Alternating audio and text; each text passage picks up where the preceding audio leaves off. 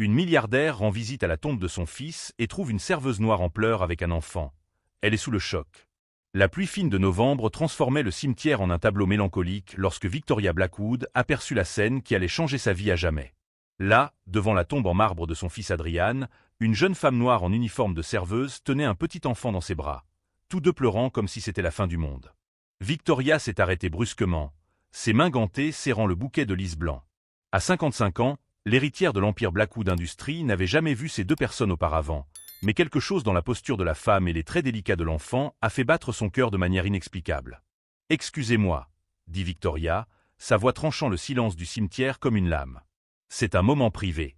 Vous n'êtes pas au bon endroit. » La jeune femme leva le visage, révélant des yeux rougis par les larmes. « Je suis désolée, je ne savais pas que quelqu'un viendrait aujourd'hui. » Sa voix tremblait, mais il y avait là une dignité que Victoria ne s'attendait pas à trouver. « Qui êtes-vous » demanda Victoria, ses instincts de femme d'affaires impitoyables prenant le dessus. « Et pourquoi pleurez-vous sur la tombe de Mon fils » L'enfant, un garçon d'environ 4 ans, regarda Victoria avec des yeux verts brillants, des yeux qu'elle connaissait très bien. Des yeux qu'elle avait vus dans le miroir pendant des décennies.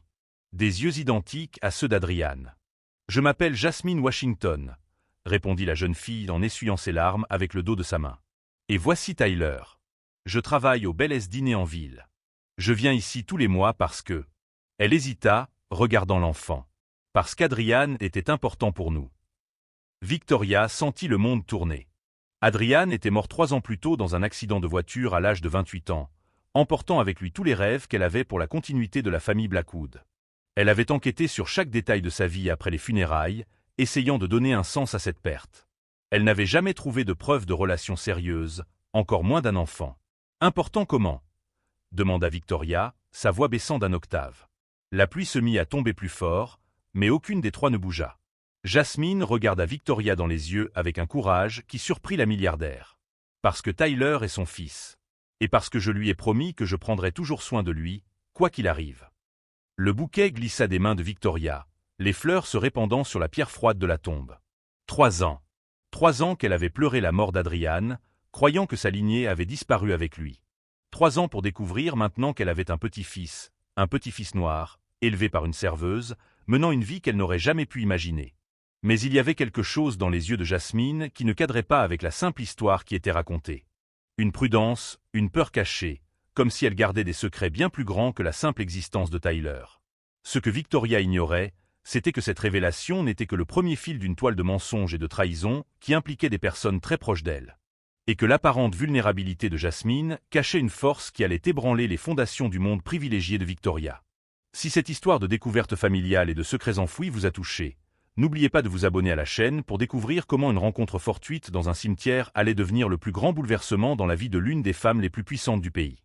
2 semaines après sa rencontre au cimetière, Victoria avait transformé sa bibliothèque privée en centre de commandement.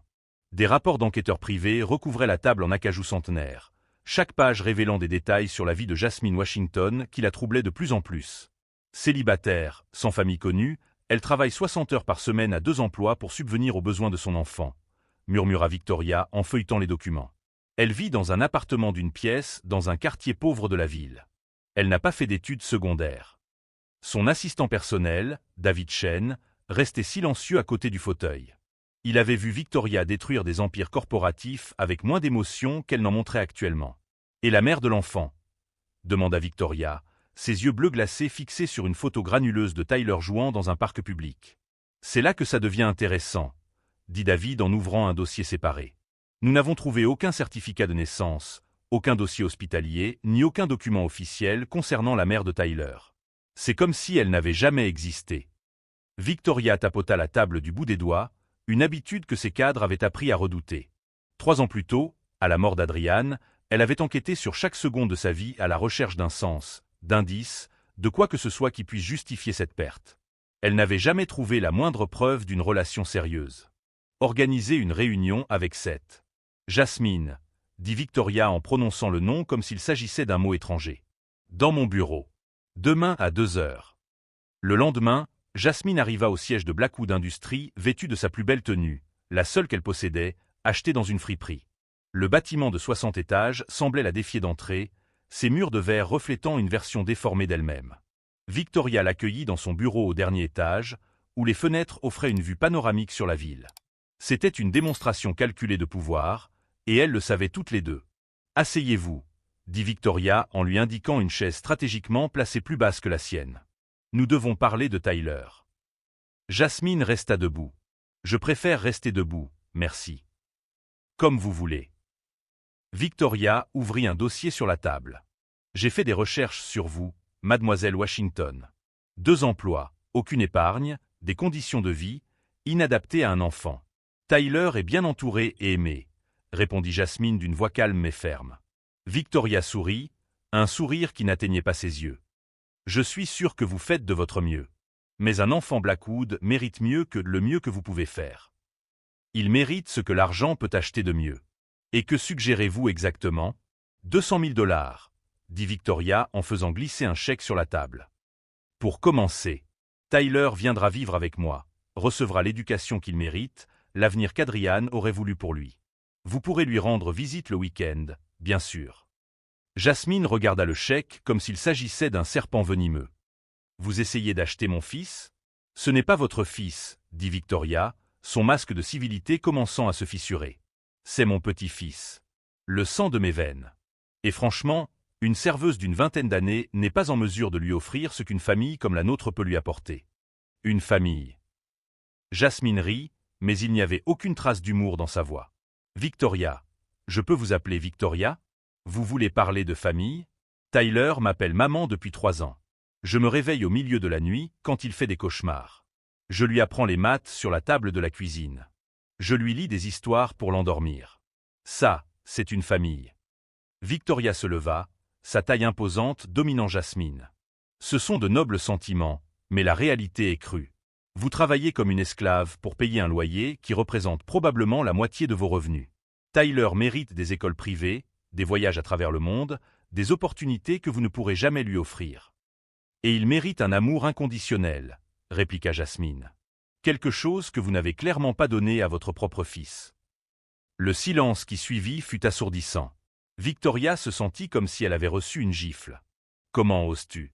Adrian m'a parlé de toi, » continua Jasmine, d'une voix basse mais tranchante. « Des réunions manquées, des matchs de football auxquels tu n'es jamais allé, des anniversaires où tu envoyais des cadeaux coûteux par l'intermédiaire d'assistants. Tu veux Tyler parce qu'il est une seconde chance de te donner bonne conscience, pas parce que tu te soucies vraiment de lui. » Victoria serra les poings. « Tu ne me connais pas. Non, mais j'ai connu votre fils.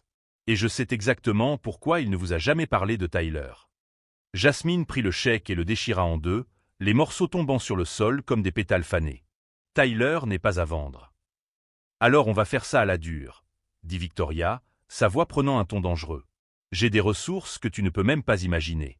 Des avocats, des détectives privés, des relations à tous les niveaux du gouvernement. Je peux prouver qu'une mère célibataire sans éducation formelle vivant dans la pauvreté n'est pas dans l'intérêt supérieur de l'enfant. » Jasmine sourit pour la première fois depuis qu'elle était entrée dans le bureau, et quelque chose dans ce sourire fit hésiter Victoria. « Victoria, » dit Jasmine doucement, « vous supposez que je ne suis qu'une pauvre serveuse que vous pouvez intimider. Mais il y a des choses sur moi, sur Tyler, sur Adrian que vous ne savez pas encore. Et quand vous les découvrirez ?» Elle fit une pause, ses yeux brillant d'une détermination qui surprit la milliardaire. « Eh bien, disons que vos enquêteurs ne sont pas aussi bons que vous le pensez. » Elle se dirigea vers la porte, s'arrêtant juste pour regarder par-dessus son épaule. « Et Victoria, la prochaine fois que tu voudras parler de Tyler, ce sera selon mes conditions, pas les tiennes. » Après le départ de Jasmine, Victoria resta seule dans son bureau, le sol encore couvert des morceaux du chèque déchiré. Pour la première fois depuis des décennies, quelqu'un était sorti d'une négociation avec elle en gardant le contrôle total de la situation. Ce que Victoria ne comprenait pas, c'était pourquoi une simple serveuse affichait une telle confiance en elle. C'était comme si Jasmine savait quelque chose, un secret, avait une carte dans sa manche, qui rendait toutes les menaces et tout le pouvoir de Victoria insignifiants. Et plus troublant encore, pour la première fois de sa vie, Victoria Blackwood avait l'impression d'être observée, étudiée, évaluée par quelqu'un qui voyait à travers toutes ses défenses et n'était pas du tout impressionné par ce qu'il trouvait de l'autre côté. 3 jours après la confrontation au bureau, Victoria reçut un appel qui la laissa perplexe. Son avocat principal, Richard Thornton, du prestigieux cabinet Thornton et Associates, semblait nerveux, ce qui était extrêmement rare en 20 ans de collaboration. « Victoria, je dois vous dire quelque chose au sujet de l'affaire de garde, » dit-il d'une voix tendue. J'ai reçu un appel aujourd'hui. La représentation légale de Mademoiselle Washington. Elle a engagé un avocat. Victoria rit en tapotant du bout des doigts sur la table. Avec quel argent? Ce doit être un avocat commis d'office inexpérimenté. En fait, a répondu Richard en marquant une pause, il s'agit de Morrison, Caldwell et Pierce. Il la représente bénévolement. Victoria a failli renverser son café. Morrison, Caldwell et Pierce étaient l'un des 3 plus grands cabinets d'avocats du pays, spécialisés dans les affaires de droit civil et réputés pour ne jamais perdre un procès important. C'est impossible. Pourquoi s'intéresserait-il à une simple serveuse? Je ne sais pas, mais il y a plus. Ils ont déjà déposé une requête préventive affirmant que toute tentative d'enlèvement forcé de l'enfant constituerait un enlèvement illégal fondé sur la discrimination socio-économique. Victoria raccrocha le téléphone avec une telle force qu'elle le fit vibrer. Jasmine avait joué sa première carte, et c'était une carte bien plus puissante que Victoria n'aurait pu l'imaginer. Pendant ce temps, dans le modeste appartement de Jasmine, une réunion très différente se déroulait. La pièce était bondée de personnes que Victoria ne s'attendait pas à trouver là. Le docteur Michael Shen, professeur de droit à l'Université de Columbia. La journaliste d'investigation Amanda Torres, connue pour ses reportages sur la corruption dans les entreprises. Et au centre de tout cela, une femme élégante d'une 50aine d'années que Jasmine traitait avec une affection et un respect évident. « Tante Hélène, merci d'être venue », dit Jasmine en serrant la femme dans ses bras. « Je sais que le vol depuis Chicago a été long. » Hélène Washington sourit, ses yeux intelligents brillant du même feu que Jasmine avait montré dans le bureau de Victoria. « Ma fille, quand tu m'as appelé pour me dire que le moment était enfin venu, j'ai annulé tous mes rendez-vous. Nous attendons ce moment depuis 3 ans. » Tyler jouait par terre, inconscient de l'importance de la conversation qui se déroulait autour de lui. Le docteur Shen ouvrit un dossier volumineux, rempli de documents et de photos. « Jasmine, êtes-vous sûre de vouloir faire cela ?» demanda-t-il. « Une fois que nous aurons commencé, il n'y aura plus de retour en arrière possible. Victoria Blackwood dispose de ressources considérables et n'hésitera pas à les utiliser toutes. »« Docteur Shen, » répondit Jasmine d'une voix calme mais déterminée, « cela fait 3 ans que je me prépare pour ce moment. Chaque cours du soir que j'ai suivi, chaque livre de droit que j'ai lu, chaque contact que j'ai noué, tout cela pour protéger Tyler et honorer la mémoire d'Adrian. » Amanda Torres leva les yeux de son ordinateur portable. « Les preuves que vous avez rassemblées sont impressionnantes. Jasmine. 3 ans de documentation minutieuse sur les pratiques commerciales douteuses de Blackwood Industries, y compris des pots de vin versés à des politiciens locaux et des violations systématiques du droit du travail. » Hélène se dirigea vers la fenêtre, observant la vue modeste de l'appartement. Victoria pense que sa richesse la rend intouchable. Elle n'a aucune idée que ma nièce a passé les 3 dernières années à étudier chacun de ses mouvements, chacune de ses affaires louches, chacun de ses stratagèmes d'évasion fiscale. Tante Hélène a enseigné le droit des affaires à l'Université de Chicago pendant 30 ans, expliqua Jasmine au docteur Shen. C'est elle qui m'a appris que la connaissance est la seule arme qu'ils ne peuvent ni acheter ni vous voler. Le téléphone de Jasmine sonna. C'était Victoria, visiblement furieuse. « À quoi joues-tu » hurla Victoria au téléphone. « Morrison, Caldwell et Pierce? Comment une serveuse peut-elle se payer des avocats de ce calibre ?» Jasmine mit le téléphone en mode main libre afin que tout le monde puisse entendre. « Victoria, je t'avais prévenu qu'il y avait des choses sur moi que tu ne savais pas encore. Je me fiche des stratagèmes que tu utilises. Tyler est mon petit-fils, et j'ai des ressources illimitées pour obtenir ce que je veux. » Des ressources illimitées. Jasmine sourit en regardant ses alliés. « Victoria, tu pars du principe que l'argent est la seule forme de pouvoir qui existe. Mais si je te disais qu'il existe quelque chose de bien plus puissant? Et qu'est-ce que ce serait? La vérité. » Victoria rit avec dédain. « La vérité ne paie pas les avocats coûteux. » Vous avez raison, acquiesça Jasmine. Mais la vérité sur vos affaires illégales, sur la façon dont vous avez bâti votre empire grâce à des contrats frauduleux et à des pots de vin systématiques, cette vérité vaut bien plus que de l'argent pour certaines personnes. Le silence à l'autre bout de la ligne était assourdissant. « Vous bluffez », finit par dire Victoria, mais sa voix avait perdu toute son assurance. Amanda Torres, du journal métropolitain, aimerait vous parler, dit Jasmine en passant le téléphone à la journaliste. « Bonjour, mademoiselle Blackwood, dit Amanda d'une voix professionnelle. Je termine actuellement une série d'enquêtes sur des pratiques douteuses dans le monde des affaires. J'aimerais vous donner l'occasion de commenter les allégations que nous avons documentées. » Victoria raccrocha immédiatement. Hélène sourit, fière de sa nièce. « Jasmine, tu as bien appris. N'attaque jamais de front quand tu peux contourner. Le docteur Chen ferma son dossier. La stratégie juridique est solide. Nous avons des précédents où des tentatives de retrait d'enfants fondées uniquement sur le statut socio-économique ont été jugées discriminatoires. Et j'ai 3 ans de recherche sur toutes les affaires louches de Victoria, ajouta Amanda. Des contrats avec des sociétés fantômes, des paiements suspects à des fonctionnaires, des violations environnementales dissimulées. De quoi détruire n'importe quelle réputation. Jasmine prit Tyler dans ses bras, le petit garçon souriant innocemment aux adultes qui l'entouraient. Ce que Victoria ne comprend pas, c'est que je ne me bats pas seulement pour Tyler. Je me bats contre un système qui croit que l'argent peut tout acheter, y compris le droit de détruire des familles. Hélène s'approcha et posa sa main sur l'épaule de Jasmine. Ta mère serait fière de toi, ma fille. Elle a toujours dit que l'éducation était le seul héritage que personne ne pourrait te voler. Tante Hélène m'a élevée après la mort de mes parents, expliqua Jasmine aux autres. Elle m'a appris que peu importe d'où tu viens, mais où tu vas. Et elle m'a appris que parfois, pour protéger ce que tu aimes, tu dois être prête à te battre. Le téléphone sonna à nouveau. Cette fois, c'était l'avocat de Victoria. Mademoiselle Washington, mon client souhaite vous proposer un accord. 500 000 $ et des visites supervisées.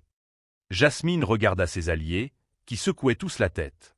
Monsieur Thornton, dites à votre cliente que Tyler n'est pas à vendre, quel que soit le prix. Et dites-lui également qu'elle a 48 heures pour retirer toute menace juridique contre notre famille. Sinon, ou bien, lundi matin, le journal métropolitain publiera une série d'articles sur les méthodes commerciales douteuses de Blackwood Industries. Et je suis sûr que le fisc sera très intéressé par certains des documents que nous avons obtenus. Après avoir raccroché, Amanda sourit. Jasmine, êtes-vous prête pour ça? Une fois que nous aurons publié, Victoria utilisera tout son pouvoir contre vous. Jasmine regarda Tyler, qui dormait maintenant dans ses bras. Amanda, cela fait 3 ans que je vis en sachant que ce jour arriverait. Victoria pense que sa richesse la rend invincible, mais elle n'a jamais affronté quelqu'un qui a eu le temps de se préparer correctement. Le docteur Chen se leva, rangeant ses papiers. La requête légale sera déposée demain. Les précédents sont de notre côté. Hélène embrassa Jasmine sur le front. Souviens-toi, ma fille, ils ont peut-être l'argent, mais nous avons la raison. Cette nuit-là, pendant que Tyler dormait, Jasmine ouvrit un coffre dans sa chambre. À l'intérieur se trouvaient des diplômes de cours de droit du soir, des certificats de programme d'administration, des lettres de recommandation de professeurs renommés et, au fond, une photo d'elle avec Adriane et une jeune femme à la peau claire. La photo que Victoria n'avait jamais vue. La photo qui expliquait non seulement qui était la mère de Tyler, mais aussi pourquoi Jasmine s'était préparée si méticuleusement à cette confrontation. Victoria Blackwood était sur le point de découvrir que sous-estimer une personne peut être l'erreur la plus coûteuse que l'on puisse commettre. Et que parfois, la vengeance la plus douce ne vient pas de la force, mais de la patience, de la préparation et du moment parfait pour révéler des vérités que certaines personnes feraient tout pour garder enfouies. Ce que Victoria ignorait encore, c'était que la bataille pour la garde de Tyler n'était que la première étape d'un jeu beaucoup plus vaste. Un jeu que Jasmine planifiait depuis le jour où Adrian était mort, et qui était sur le point de révéler des secrets qui pourraient détruire non seulement la réputation de Victoria, mais aussi tout l'empire qu'elle avait bâti sur des mensonges. Le lundi matin, Victoria se réveilla avec 37 appels manqués sur son téléphone portable. Son assistant David se tenait devant la porte de sa chambre, tenant une tablette avec une expression qu'elle ne lui avait jamais vue auparavant. Une peur authentique. « Victoria, vous devez voir ça », dit-il en lui tendant l'appareil avec des mains tremblantes. Le titre du Metropolitan Journal occupait tout l'écran, un empire bâti sur la corruption. Des documents divulgués révèlent des décennies de crimes commis par Blackwood Industries. Victoria sentit ses jambes se dérober sous elle. Sous le titre, des dizaines de documents numérisés montraient des contrats frauduleux, des paiements illégaux à des politiciens, des systèmes de blanchiment d'argent. Chaque page était un arrêt de mort pour sa réputation. « Comment ont-ils obtenu ça ?» murmura-t-elle en parcourant l'article. Il y avait des photos de réunions secrètes dont elle était certaine que personne n'avait gardé trace, des enregistrements de conversations qui auraient dû rester privés. Son téléphone sonna. C'était Richard Thornton, son avocat. « Victoria, c'est un désastre complet, » dit-il sans détour. Le fisc a déjà émis des mandats de perquisition. Le FBI est en route vers votre domicile. Et ce n'est pas tout. La commission des opérations de bourse a suspendu toutes les transactions sur les actions de Blackwood Industries. Victoria raccrocha et appela immédiatement Jasmine, les mains tremblantes de rage et de désespoir. « Toi » cria-t-elle lorsque Jasmine répondit. « C'est toi qui as fait ça. Comment oses-tu détruire ma vie ?»« Bonjour, Victoria » répondit Jasmine, d'une voix calme comme un dimanche matin. J'imagine que tu as lu les nouvelles. Je vais te détruire. Je vais utiliser toutes mes ressources pour... Quelles ressources? L'interrompit doucement Jasmine. Parce que d'après ce que je vois aux informations, vos comptes bancaires ont été gelés il y a 15 minutes. Victoria se précipita vers son ordinateur, ses mains tapant frénétiquement des mots de passe sur les sites bancaires. Accès refusé. Accès refusé. Accès refusé. C'est impossible, murmura-t-elle. Victoria, il y a une chose que mes enquêteurs n'ont pas mentionnée, continua Jasmine. Amanda Torres ne travaille pas seule. Elle dispose d'une équipe spécialisée dans les crimes financiers. Chaque document que vous avez signé frauduleusement au cours des 20 dernières années a été retracé. La télévision dans le salon montrait des journalistes devant le bâtiment de Blackwood Industries. Des employés sortaient en transportant des cartons, leur carrière détruite en une matinée. Le nom qu'elle avait bâti pendant des décennies était sali en direct à la télévision nationale. « Pourquoi » demanda Victoria, la voix brisée. « Pourquoi me faire ça ?»« Parce que tu n'as jamais posé de questions sur la mère de Tyler, » répondit simplement Jasmine. « Si tu l'avais fait, tu aurais découvert qu'elle s'appelait Jessica Blackwood. » Le sang de Victoria se glaça. « C'est impossible. » Jessica était la fille de Robert Blackwood, votre cousin. Ce même cousin que vous avez trahi en 1995 pour lui voler sa part de l'entreprise familiale. Les souvenirs revinrent comme une avalanche. Robert, jeune et confiant, signant des documents que Victoria avait falsifiés.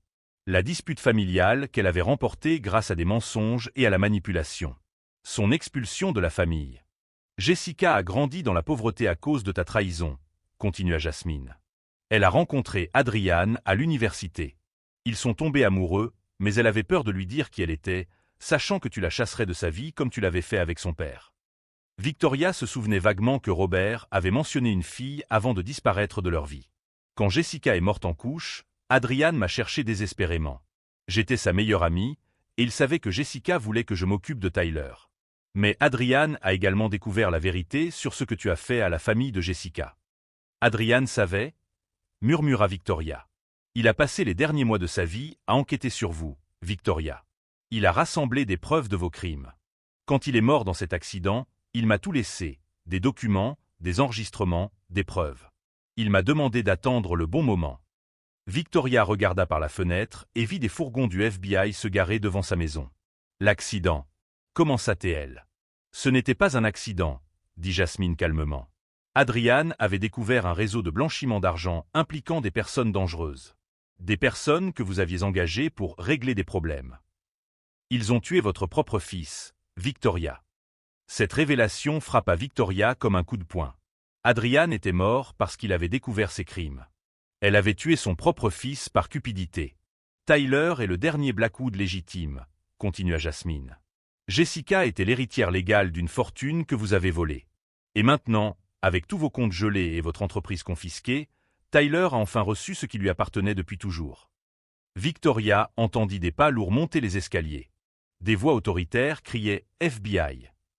« Vous avez planifié cela pendant 3 ans », murmura Victoria, comprenant enfin l'ampleur de ce qui venait de se passer. « Adrian m'a appris que la patience est la clé de la vengeance », répondit Jasmine. « Chaque document que j'ai collecté, chaque cours que j'ai suivi, chaque contact que j'ai cultivé, tout cela pour ce moment. » La porte s'ouvrit en grand.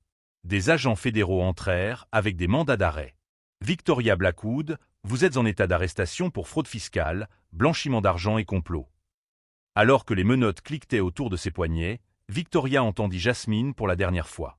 Tyler grandira en connaissant la vérité sur sa famille. Il saura que la justice, même lorsqu'elle tarde, finit toujours par être rendue. Les caméras de télévision ont filmé Victoria emmenée menottée, sa chute retransmise en direct à des millions de personnes. L'empire qu'elle avait bâti sur des mensonges s'effondrait en quelques heures. Cet après-midi-là, Jasmine était assise dans le parc avec Tyler, le regardant jouer dans l'air de jeu. Son téléphone a sonné, c'était Hélène. « Ma fille, j'ai vu les informations. Comment te sens-tu » ? « Comme si Adrian pouvait enfin reposer en paix, » répondit Jasmine en regardant Tyler rire sur le toboggan. « Et Tyler » ? Tyler grandira en sachant que sa famille s'est battue pour la justice, pas pour la vengeance. Ce que Victoria avait découvert trop tard, c'était que Jasmine n'était pas seulement une serveuse déterminée, mais aussi la gardienne d'un héritage volé. Une femme qui avait transformé 3 années de préparation silencieuse en la plus parfaite exécution de la justice que les tribunaux aient jamais connue. 2 ans plus tard, la prison pour femmes de Millbrook était un endroit très différent du bureau en duplex que Victoria avait autrefois dirigé. Vêtue d'un uniforme d'orange standard, elle travaillait à la blanchisserie pour 2,50 $ de l'heure, une ironie qui n'échappait à personne. « Blackwood, vous avez une visite », annonça le gardien. Victoria s'attendait à voir son ancien avocat ou un journaliste. Au lieu de cela, elle trouva Jasmine dans la salle de visite, élégamment vêtue d'un tailleur bleu marine qui coûtait plus cher que ce que Victoria gagnait en 6 mois. « Je viens t'apporter des nouvelles », dit Jasmine d'un ton assuré. Tyler vient d'être accepté à la Phillips Academy, la même école où Adrian a étudié. Il a obtenu une bourse complète. Victoria ressentit une pointe de ce qui aurait pu être de la fierté. « Pourquoi me racontez-vous cela ? » « Parce que vous êtes sa grand-mère. Et parce que Tyler m'a demandé si les méchants pouvaient devenir gentils. » Jasmine marqua une pause. Je lui ai répondu que cela dépendait de leur volonté de changer. Jasmine ouvrit un dossier contenant des photos de Tyler souriant dans son uniforme scolaire. Il apprend le violon, comme son père. Son professeur dit qu'il a un talent naturel. Comment as-tu pu payer tout ça? Jasmine sourit avec une satisfaction légitime. La fortune que tu as volée à la famille de Jessica a été restituée par les tribunaux. Tyler est désormais l'héritier légitime de toute la fortune Blackwood. Ironique, n'est-ce pas? Victoria ferma les yeux. Et toi? Que as-tu gagné dans tout ça? J'ai gagné la chance de donner à Tyler ce que tu n'as jamais donné à Adrian. Une famille qui place l'amour avant l'argent. Jasmine se leva. Et la paix de savoir que Jessica et Adrian peuvent enfin reposer en paix. Tyler, est-il heureux? Il est aimé, répondit Jasmine. Et c'est tout ce qui a toujours compté. Pendant ce temps, Tyler courait dans le jardin de sa nouvelle maison dans le Connecticut, une propriété confortable avec vue sur le lac. Jasmine l'observait depuis la véranda, un diplôme de MBA encadré derrière elle. « Maman, je peux jouer du violon pour toi ?» cria Tyler en courant vers la maison. « Bien sûr, mon amour », répondit Jasmine en pensant à la fierté qu'Adrian aurait ressentie. Hélène Washington leur rendait régulièrement visite, partageant des histoires de famille que Tyler racontait avec fierté. « Tante Hélène m'a appris que la meilleure vengeance n'est pas de détruire ses ennemis », avait expliqué Jasmine à Tyler, mais de construire quelque chose de si beau qu'il regrette de ne pas en avoir fait partie. Tyler grandirait en sachant que sa famille s'était battue pour la dignité, pas pour la vengeance. Que même lorsque le monde semble injuste, il existe toujours un moyen intelligent de réécrire l'histoire. Victoria avait essayé d'acheter un petit-fils, mais elle avait découvert que la famille ne s'achète pas, elle se construit à travers l'amour et la présence. Elle avait tout perdu parce qu'elle avait confondu pouvoir et valeur, argent et dignité. La véritable victoire de Jasmine n'était pas d'avoir détruit Victoria, mais d'avoir construit un avenir où Tyler ne répéterait jamais les erreurs de la génération précédente. Un avenir où un enfant grandirait en sachant que l'identité ne se définit pas par la couleur de la peau ou le compte en banque, mais par la force de caractère. Victoria a essayé d'utiliser son argent pour voler Tyler, mais elle a découvert que le véritable amour n'a pas de prix. Jasmine a prouvé que la persévérance et l'intelligence l'emportent toujours sur l'arrogance et les préjugés. Et vous, avez-vous déjà été confronté à quelqu'un qui a tenté de minimiser vos rêves à cause de vos origines? Laissez-nous un commentaire pour nous dire comment vous avez réagi et abonnez-vous à notre chaîne pour découvrir d'autres histoires qui prouvent que la vraie famille se construit avec de l'amour, pas avec de l'argent.